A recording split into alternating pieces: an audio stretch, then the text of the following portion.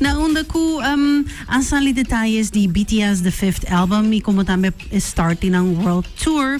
Siguro pa members di BTS means kay album makita yung special significance como ko ito iprome album ko nano saka como un grupo ding después de 3 años y 9 luna mientras también ito indicay direksyon ke grupo lo kumisabay going forward. Members ng Mist tawa very deeply involved in creation di kansyon na aki na undo ko na logra infuse na misong pensamento ng como tambe colors ko siguro kansyon na kita merece y conjuntamente musicalmente expresando na emosyon in ang struggles ko siguro kada undi na nga eksperyensya din ng misong journeys. Album aqui, nota uno chiquito. Sino ito ba un total di just 4 tracks. Album este yana ko storya ng honesto ko BTS kaya comparti ko ARMY kaya siguro ting hopi tempo ka guardando pa comeback as a whole group.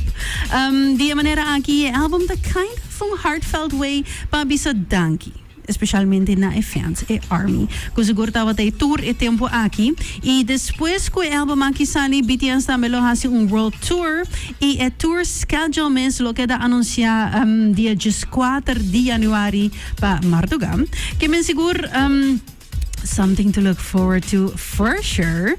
Y como ku actualmente, mi tigre especialmente ku temporada aquí nos está disfrutando de diferente música. Actualmente canción de BTS Mista forma parte también de Shit Running Songs. Es aquí también un very, very, very good reason como ku sí, lagami compartir información completo también como sonan canción aquí esa que era BTS Run BTS aunque ku canción aquí nunca no haya su videoclip sino sina perform es aquí live pero Run BTS tabir prome non-English song palogrega #1 ribe Billboard World Digital Song Sales Chart na 2026 y ku esa que también ta algo especial, como que BTS te promete y único act pa top World Digital Song Sales Chart pa jesung año desde 2016 con na logra sa kita ka award ki 2026. That's amazing. Y achievement agi